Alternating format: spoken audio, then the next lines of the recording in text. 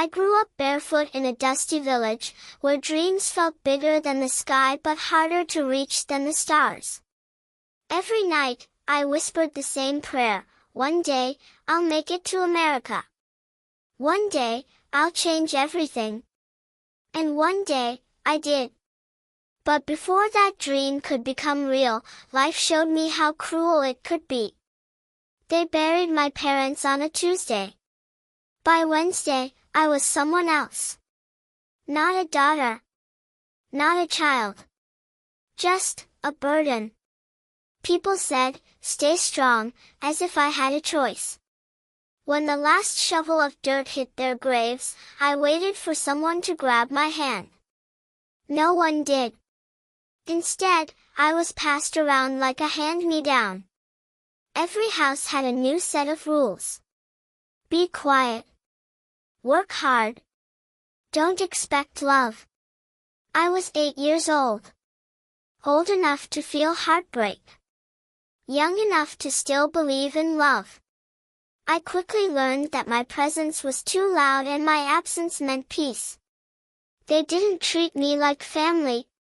I was the help. I scrubbed floors before I could spell the word childhood. They never asked how I was doing.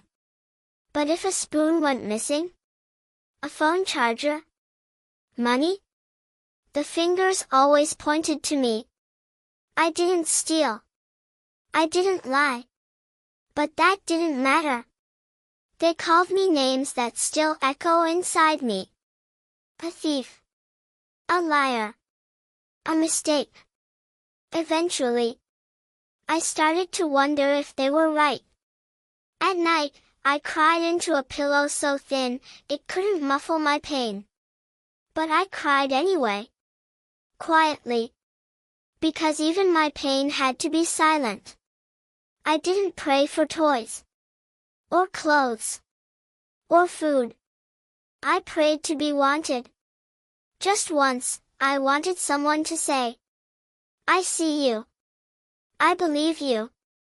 You matter." But no one ever did. So, I started writing. In a battered notebook I found under an old bed. I wrote letters to my mom. To God. To no one. Why did you leave me?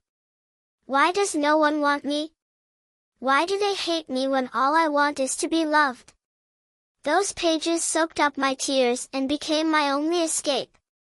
I was smart. At least, that's what the teachers said. But how do you focus on multiplication when your heart is dividing every day? Still, I pushed through. I studied late into the night with a flashlight under my blanket. I passed my exams. And somehow, I made it to college. A boarding school. A miracle. I cried when I arrived. Not because I was happy, but because, for once, I didn't have to beg for a safe place to sleep. But peace doesn't heal wounds.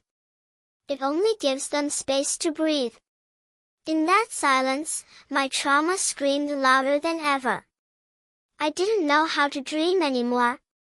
Didn't know how to be happy. When school breaks came, everyone rushed home. To hugs. To food. To laughter. I stayed behind. Not because I was committed to school. Because I had nowhere safe to go.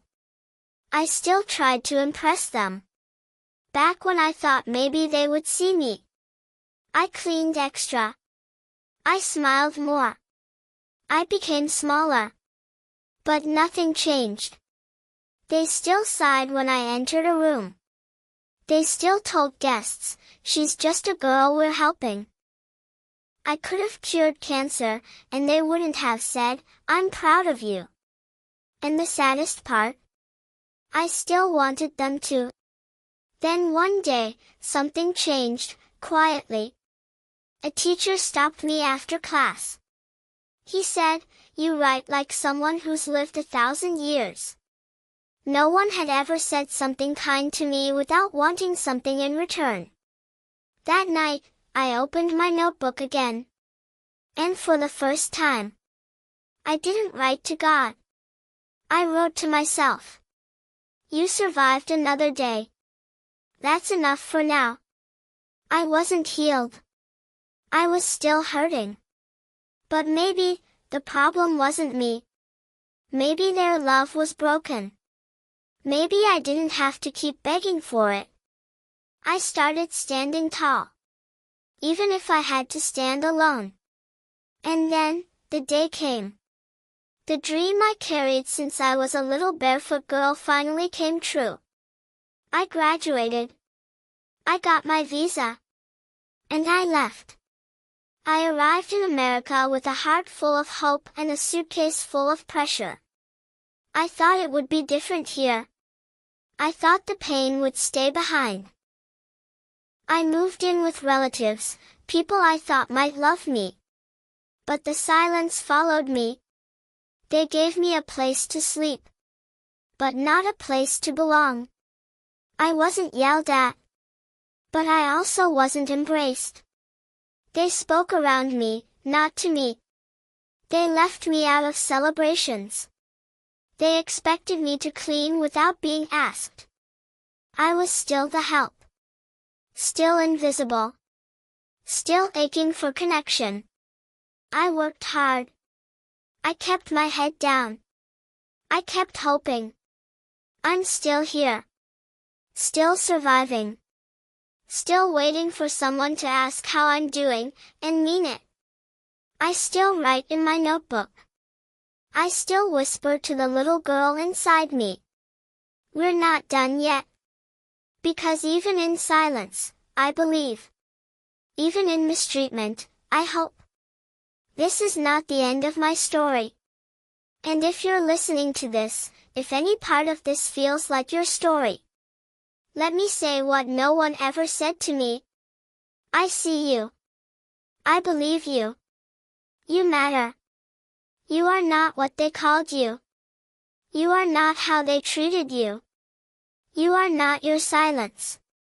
You are your survival. Your strength. Your story. Drop a comment, I'm still here. Subscribe to Motivation for more stories like mine. Because someone out there is silently surviving, and they need to know they're not alone.